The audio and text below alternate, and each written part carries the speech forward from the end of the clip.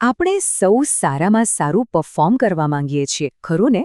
પણ શું થાય જો હું કહું કે સતત સારું પરફોર્મન્સ આપવાનું રહસ્ય ટાઈમ મેનેજમેન્ટમાં નથી, પણ કંઈક બીજું જ મેનેજ કરવામાં છે? ચાલો આ વાતને સમજવા માટે એક સદીઓ જૂની પણ આજે પણ એકદમ સાચી પડતી એક વાર્તાથી શરૂઆત કરીએ. તો કલ્પના કરો એક ઘનઘોર જંગલની, જ્યાં એક શક્તિશાળી સિંહ રહેતો હતો. એની તાકાતની વાતો આખા જંગલમાં થતી હતી. તો થયું એવું કે એક દિવસ એ સિંહે નક્કી કર્યું કે એ જંગલનો સૌથી મોટો પડકાર ઉઠાવશે. એણે શિકાર કરવાનું વિચાર્યું જંગલના સૌથી વિરાટ પ્રાણી હાથીનું.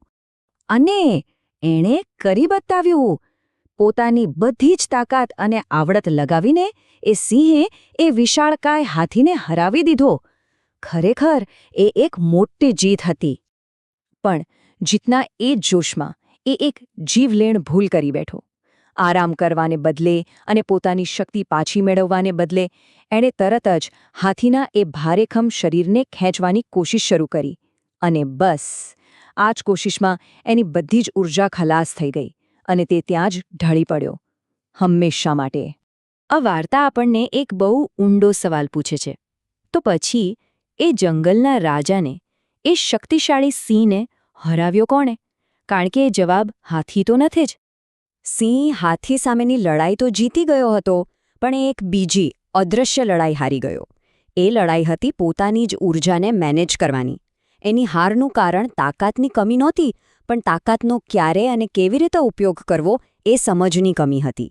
અને આ જ વાર્તામાંથી આપણને આપણી સૌથી મોટી તાકાત વિશે શીખવા મળે છે. અને એ તાકાત છે આપણી એનર્જી. હાઈ પરફોર્મન્સ માટે આ જ આપણું અસલી ચલણ છે. જુઓ, આપણને હંમેશા કહેવામાં આવે છે કે ટાઈમ મેનેજ કરો, પણ દિવસમાં 24 કલાક તો બધા માટે સરખા જ છે ને, બરાબર ને? એને આપણે વધારી નથી શકતા. પણ બીજી બાજુ છે એનર્જી મેનેજમેન્ટ, અને સફળતાની ખરી ચાવી અહીં જ છે. સમય એકવાર જાય પછી પાછો નથી આવતો, પણ ઊર્જાને આપણે ફરીથી બનાવી શકીએ છીએ, રિચાર્જ કરી શકીએ છીએ. એટલે જ સ્માર્ટ લોકો સમયને નહીં પણ પોતાની એનર્જીને મેનેજ કરે છે. અને એ સાંભળો, આ કોઈ ખાલી ફિલોસોફી નથી. આની પાછળ પાક્કું વિજ્ઞાન છે, જે આ પ્રાચીન વાતને સાચી સાબિત કરે છે. આપણા શરીરમાં એક નેચરલ ઘડિયાળ ચાલે છે.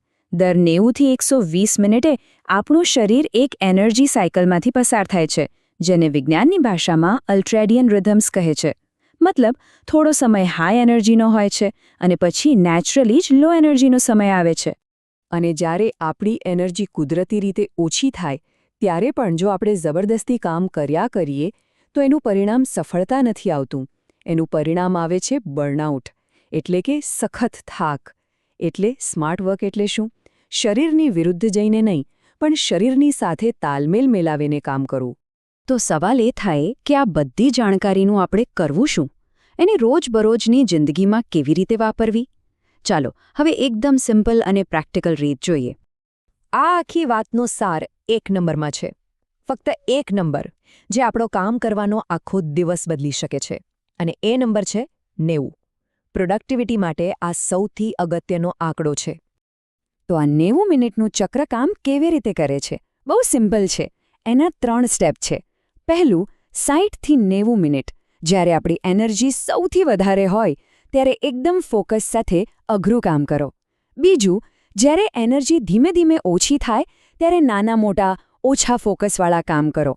અને ત્રીજું અને સૌથી અગત્યનું, 20-30 મિનિટનો બ્રેક લો, આરામ કરો, જેથી આગલી 90 મિનિટની સાયકલ માટે આપણે ફરી તૈયાર થઈ જઈએ.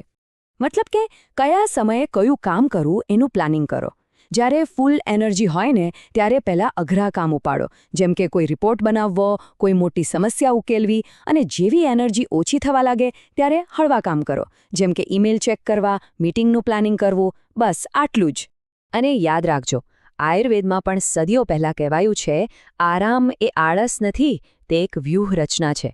આ બ્રેક લેવો એ સમયનો બગાડ નથી, પણ આગામી કામ માટે સ્માર્ટ તૈયારી છે. 5 મિનિટ ચાલવું કે બસ થોડીવાર આંખો બંધ કરીને બેસવું, આટલું જ આપણા મગજને રિચાર્જ કરવા માટે પૂરતું છે. તો આ બધી વાતનો સાર શું નીકળે છે?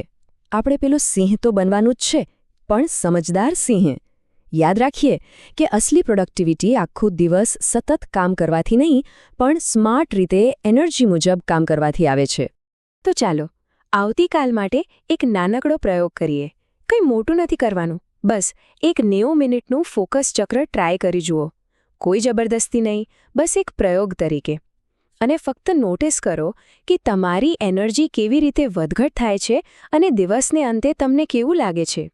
યાદ રાખો, સિંહ જેવી તાકાત હોવી જરૂરી છે, પણ એ તાકાતને સમજદારીથી વાપરવી એનાથી પણ વધુ જરૂરી છે. એક 90 મિનિટનું ચક્ર એ આ દિશામાં એક નાનું પણ બહુ શક્તિશાળી પગલું છે.